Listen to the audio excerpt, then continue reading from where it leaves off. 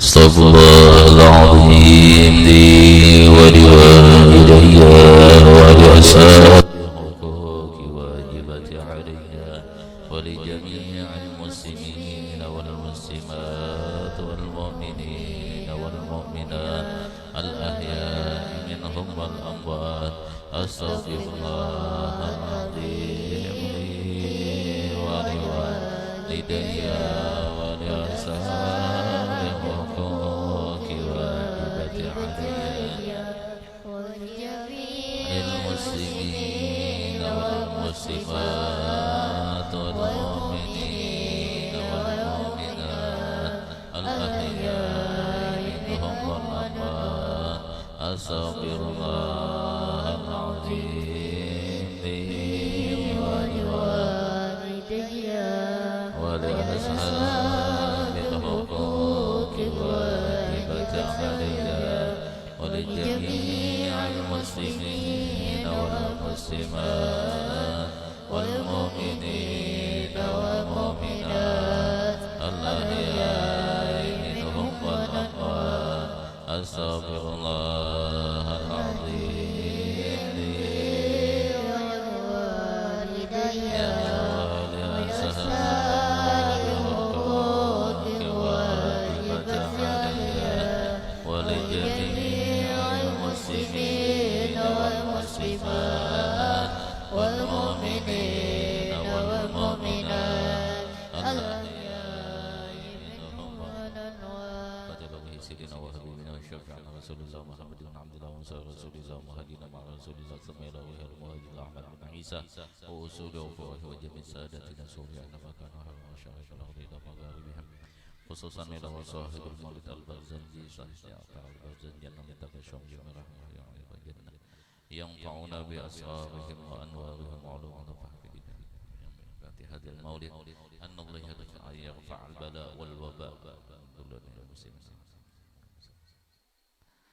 الفاتحة.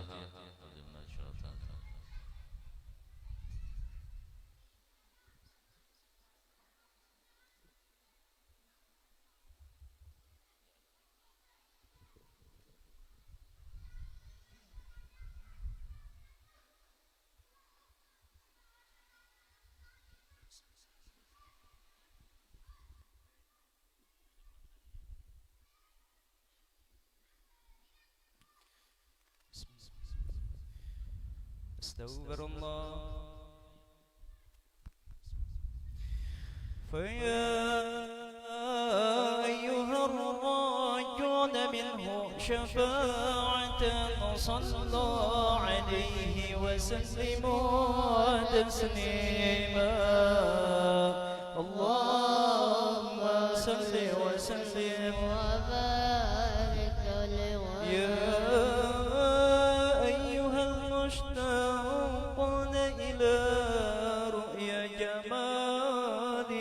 صلوا عليه وسلموا تسليما اللهم صل وسلم وبارك عليه يا من يخطب وصاله يغضة ومناما صلوا عليه وسلموا تسليما وسلم وبارك عليه يا ربي صل على محمد يا ربي صل عليه وسلم يا ربي صل على محمد يا ربي صل عليه وسلم يا ربي صل على محمد يا ربي صل عليه وسلم يا ربي صل على محمد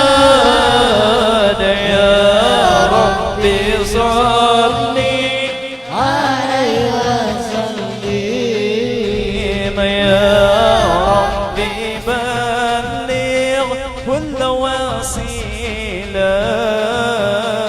يا ربي خصا بالفضيلة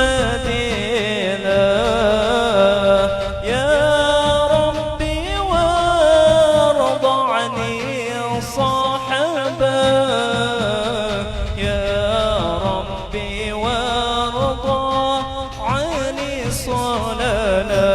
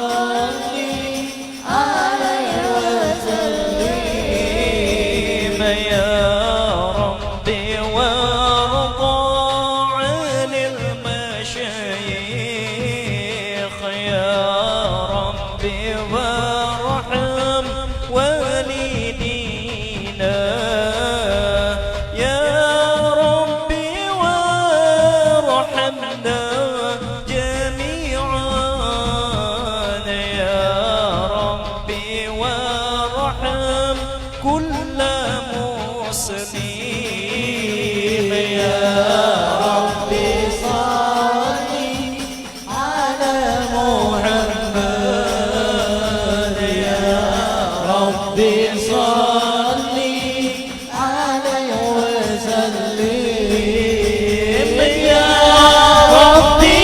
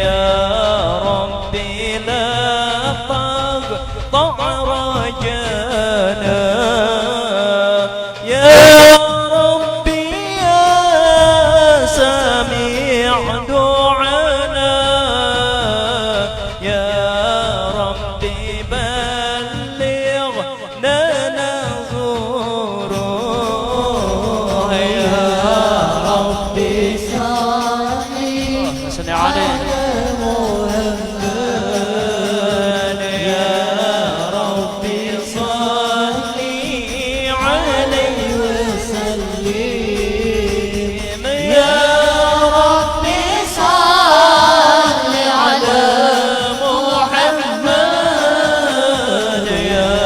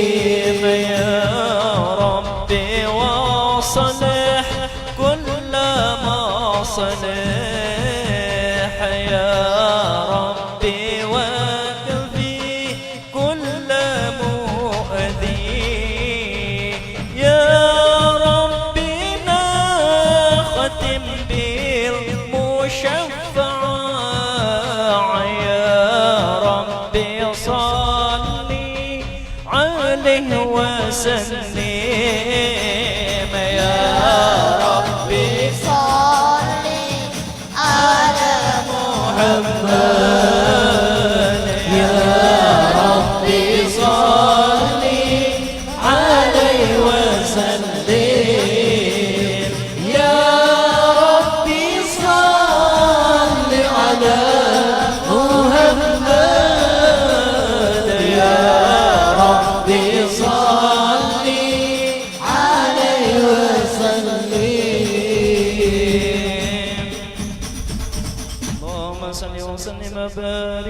عليه وعلى آله. اللهم صل وسلم وبارك عليه وعلى آله. بسم الله الرحمن الرحيم. أبتدئ الإملاء باسم الذات العالية مستريغا فيض البركات على ما أناله وأولاه، وأثني بحمد الموارد سائغة هنية ممتنيا من الشكر الجميل مطايا، وأصلي وأسلم على النور الموصوف بالتقدم وأولية المنتقل في فراغ كريمة والجبال، وسهل الله تعالى رضوان يخص الصلاة الطاهرة النبوية ويعم الصحابة والأتباع ومن والاه، واستجد هداية لسلوك السبل الواضحة الجلية، وحفظا من الغواية بخطاط الخطايا وخطا، وانشر من قصة مولد النبوي برودا لسانا نبقريا ناظما من النسب الشريف إقدا تحل مسامعه بحلا، واستعين بحول الله تعالى وقوته القوية، فإنه لا حول ولا قوة إلا بالله. أطر اللهم قبره الكريم بعرف شديد من صلاة وتسليم. اللهم صل وسلم وبارك عليه وآله. فأقول سيدنا محمد بن عبد الله بن عبد المطلب واسمه شيبة الحمد حمدت خصاله السنية ابن هاشم، واسمه عمرو بن عبد المناف، واسمه المغيرة الذي ينتمي لالتقال عنيا ابن قسي، واسمه مجمع سمي بقسي لتقاسي في بلاد قضاعة القاسية، إلى نده الله تعالى إلى الحرام محترم فحام حما ابن كلاب، واسمه مكهكم بن مغة بن كعب بن لؤي بن غالب بن فهر، واسمه قريش إليه تنسب البطون القرشية، وما فوقه كناني كما جنى إليه كثير وارتضى ابن مالك بن ناظر بن كنانة بن خزيمة بن مدرك بن الإلياس، وهو أول من نادى بدن إلى رحاب حرامية، وسمي بصلب النبي صلى الله عليه وسلم ذكر الله تعالى ولباه ابن مضر بن نزار بن معاد بن عدنان، وهذا سلك النظر والفغيد بنان سنة سنية، فغف إلى الخليل إبراهيم أمسك عنه شاري وأبا، وعدنان بلا غيب عند ذوي العلوم النسبية إلى الذاب إسماعيل نسبته ومنتمى، كعوض به من نقر تعلقت كواكب الدغية، وكيف لا وسيد الأكرم صلى الله عليه وسلم واسطة المنتقى، نسب تحسب العلا بحلا كاللدى نجوما زوجا، أبدا عقد سدد وفخار أنت به اليتيمة العصمان، وكربي من نسب طهر الله تعالى من سفا الجاهلية، وغدا زين العراق واغده في مغد هني وغوا، أفد الإله كرامة لمحمد أباه الأمجد صونا باسمه، ترك الصفا فلم يصبه عار من آدم وإلى أبي وأمه، سراءة سرى نور النبوة في أثار برارهم البهية، وبدر البدر في جبي جدي عبد المطلب وابن عبد الله، أطر اللهم كبره الكريم بعرف شديد من صلاة وتسليم. اللهم صل وسلم وبارك عليه وعلى آله. اللهم صل وسلم على سيدنا محمد وعلى آل سيدنا محمد صلى الله عليه. إن الحبيب المصطفى برفة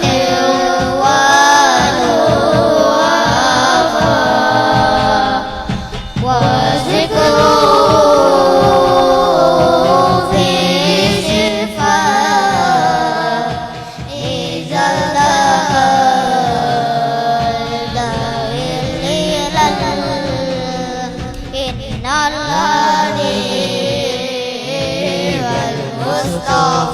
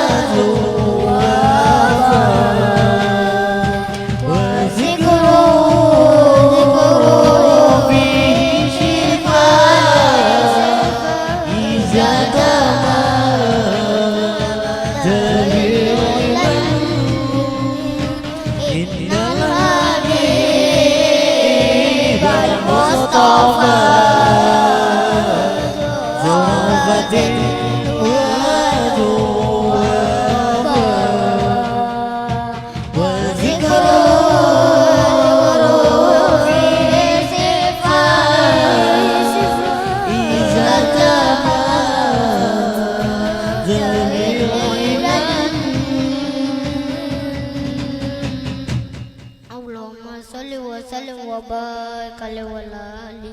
Allahumma sallim ala sayyidina Muhammadin wa ala ali sayyidina Muhammad. Allahu al-kafi Rabbuna al-kafi qasadana al-kafi wajadana al-kafi likulli al-kafi kafana al-kafi wa ni'mal kafi alhamdulillah. Allahu al-kafi Rabbuna al-kafi qasadana al-kafi wajadana al-kafi likulli al-kafi kafana al-kafi wa ni'mal kafi alhamdulillah. Allah Ta'ala Tuhan kami, Nabi Muhammad Nabi kami, agama Islam agama kami, kitab Al-Quran pedoman kami. Allahul kafi Rabbuna al-kafi qasadana al-kafi wajadana al-kafi likulli al-kafi kafana al-kafi wa ni'mal kafi alhamdulillah. As'adiyya akidah kami, Syafi'iyya mazhab kami, Al-Sunnah jalan kami, Al-Berjanji amalan kami. Allahul kafi Rabbuna al-kafi qasadana al-kafi wajadana al-kafi likulli al-kafi kafana al-kafi wa ni'mal kafi alhamdulillah. Sahabat Nabi idola kami,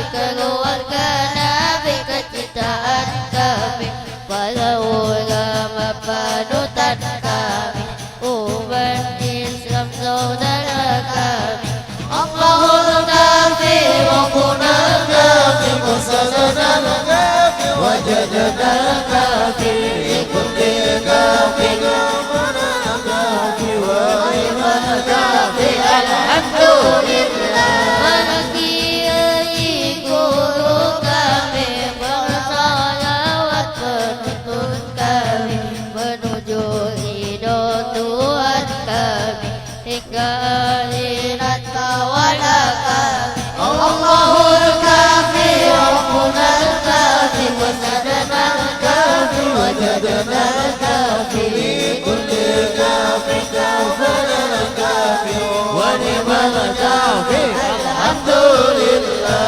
Majelis Nuruddin wadah kami, Rastan Nuruddin panggilan kami, Muhammad Nur guru kami, sholawatan sampai mati.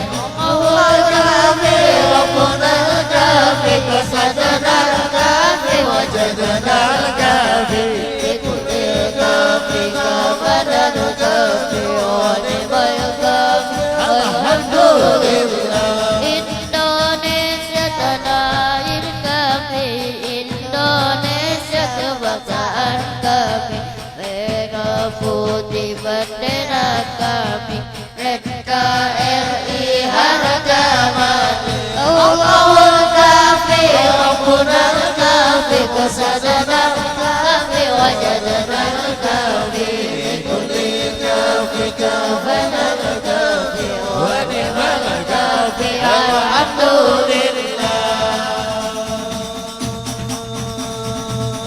Allahumma salli wa sallim wa barik alaihi wa ala alihi. Allahumma salli wa sallim ala sayyidina Muhammadin wa ala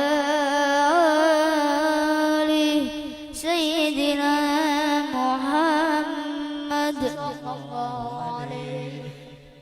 مولاي صل وسلم دائما أبدا على حبيبك خير الخلق كلهم هو الحبيب الذي ترجى شفاعته لكل هول من الأول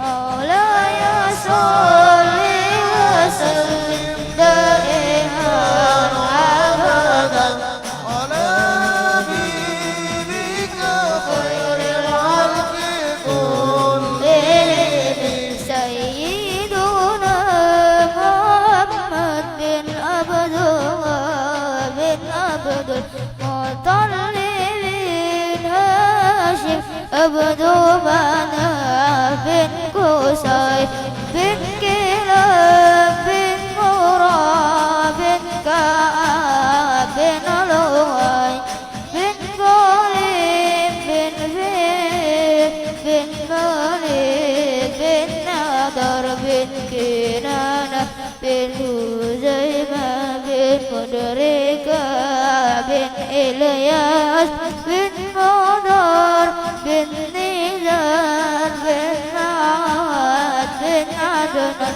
مولاي صل وسلم دائما أبدا على حبيبك خير الخلق كلهم سيدنا محمد بن عبد الله بن عبد المطلب بن هاشم عبد مناف بن قصي بن كلاب بن مراد بن كعب بن لؤي بن غالب بن فيل بن مالك بن نضر بن كنانة بن خزيمة بن مدركة بن إلياس بن مضر بن نزار بن معاد بن عدنان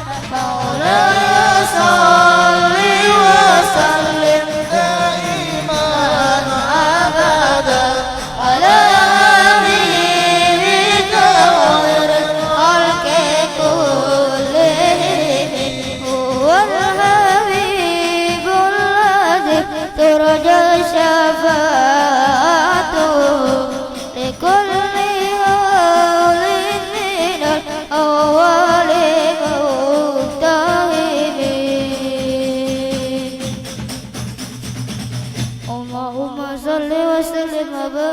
عليه وعلى آله اللهم صل وسلم على سيدنا محمد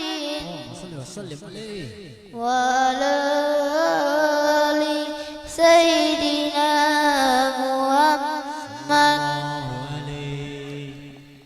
وأجمل منك لم تعرقت عين وأطيب منك لم تلد النساء خلقت مبرأ من كل عيب كأنك قد خلقت كما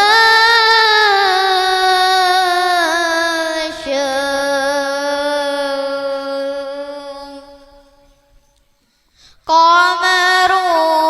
قمرون قمرون قمر سيدنا النبي قمرون وجميل وجميل وجميل سيدنا النبي وجميل قمرون قمرون قمر سيدنا النبي قمرون وجميل وجميل وجميل سيدنا النبي وجميل وكف المصطفى كالورد ناري الله وإدرها يبقى إذا مست آياتي وكف المصطفى كالورد نادي وإدرها يبقى إذا مست آياتي وأما نوالها كل العباد وأما نوالها كل العباد وأما نوالها كل العباد حبيب الله يا خير البرايا يا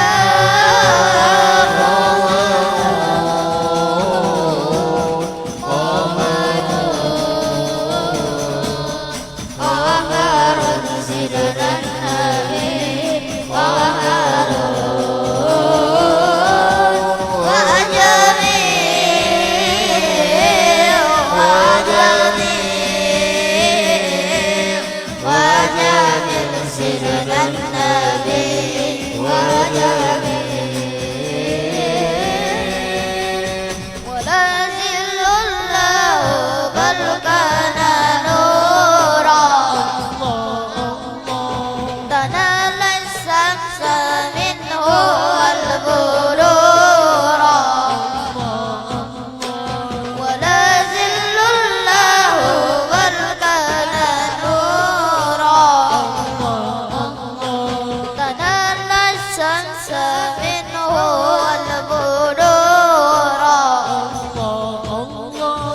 ولم يكن الهدى لولا زورا ولم يكن الهدى لولا زورا ولم يكن الهدى لولا زورا وكل القوم أنا روي نورقا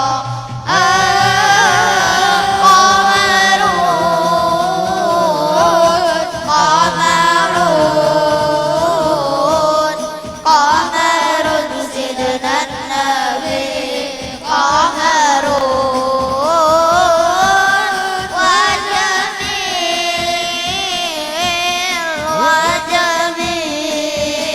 وجميل وجميل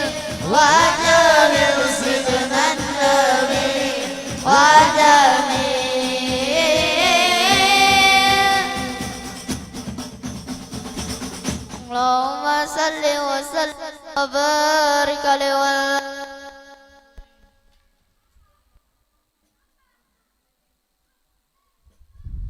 اللهم صل وسلم وبارك عليه وعلى آله.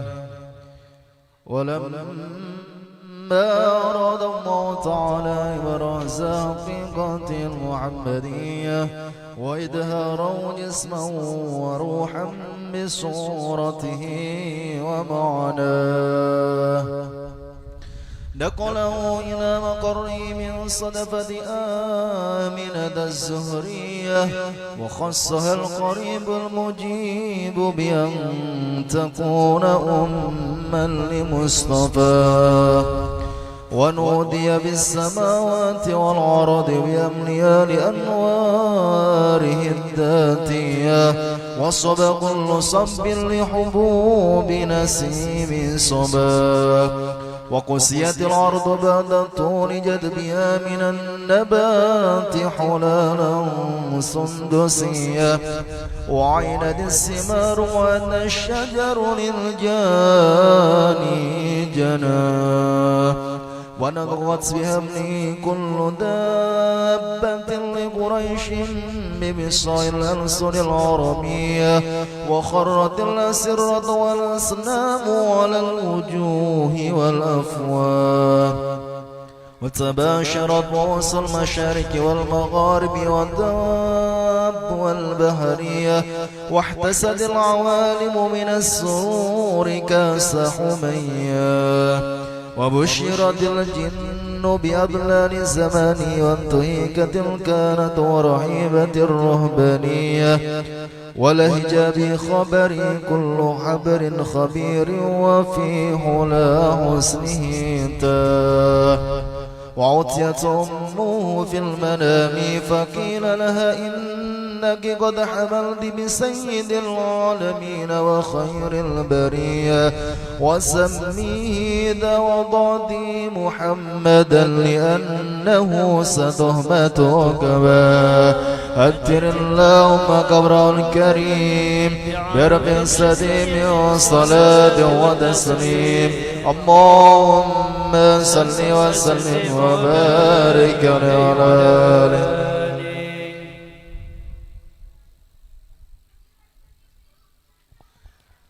ولما تم من حمل الشهران على مشهور الأدوان المروية توفي بالمدينة المنورة أبوه عبد الله وكان قد ازداز بأخوانه بني عدي من الطائفة النجارية ومكث فيهم شرى سقيما يعانون سقمه وشكواه ولما تم من حمله على الراجل 9 أشهر قمرية وآن للزمان أن ينجلي أنه صداه حضر أمه ليلة مولد آسية ومريم في نسوة من الحظيرة القدسية وأخذ المخاض فولدته صلى الله عليه وسلم نورا يتناله سنا صلى الله على محمد صلى الله عليه وسلم صلى الله عليه محمد يا ربي صل يا نبي سلام عليك يا رسول سلام عليك يا حبيب سلام عليك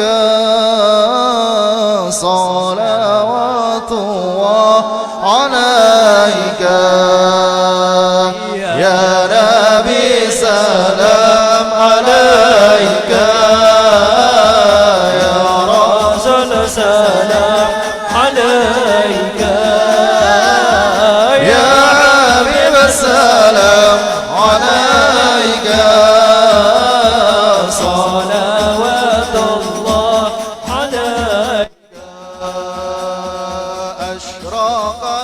البدر علينا فاختفت منه البذور مثل حسنك ما رأينا قط يا وجه السرور يا نبي سلام عليك يا رسول سلام عليك يا حبيب السلام عليك صلوات الله عليك أنت شمس أنت بدر أنت نور فوق نوري أنت إكسير وغالي أنت مصباح الصدور يا نبي سلام عليك يا رسول سلام عليك يا حبيب السلام عليك صلوات الله عليك يا حبيبي يا محمد يا عروس الخافقين يا حبيبي يا محمد يا عروس الخافقين يا مؤيد يا ممجد يا إمام القبلتين يا نبي سلام عليك يا رسول سلام عليك يا حبيب سلام عليك صلوات الله عليك ما رأى وجهك يا سعد يا كريم الوالدين ما رأى وجهك يا سعد يا كريم الوالدين حوضك صافي المبرات وردنا يوم النشور يا نبي سلام عليك يا رسول سلام عليك يا حبيب سلام عليك صلوات الله عليك مرحبا مرحبا يا نور العين مرحبا مرحبا جد الحسين مرحبا مرحبا يا نور عيني مرحبا مرحبا جد الحسين وعندما شد المحامل مرحبا مرحبا ودنا طال الرحيل أو مرحبا مرحبا مرحبا يا نور العين مرحبا مرحبا مرحبا جاد الحسين مرحبا مرحبا يا ولي الحسنات يا رافع الدرجات يا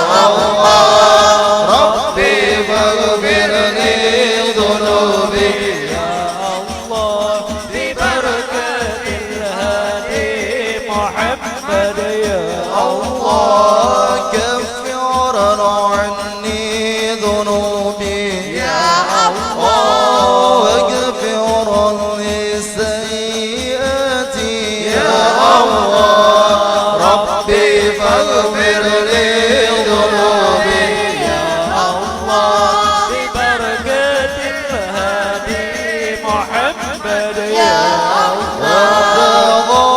غفار الخطايا والذنوب الموبقات أنت ستار المساوي ومقيل العسرات طلع البدر علينا من ثنيات الوداع وجب الشكر علينا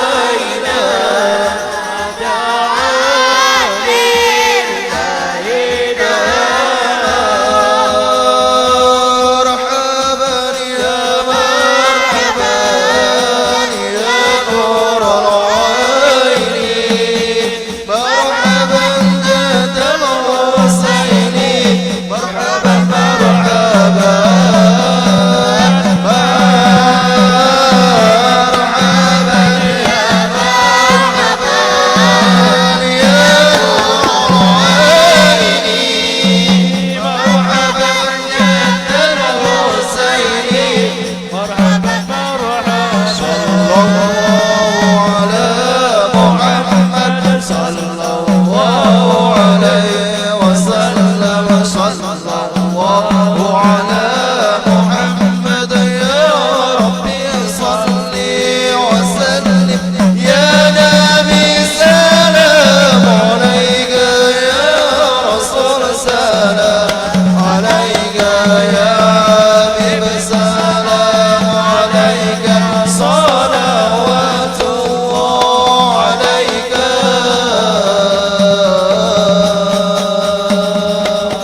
اللهم صل وسلم وبارك وبارك عليه وعلى آله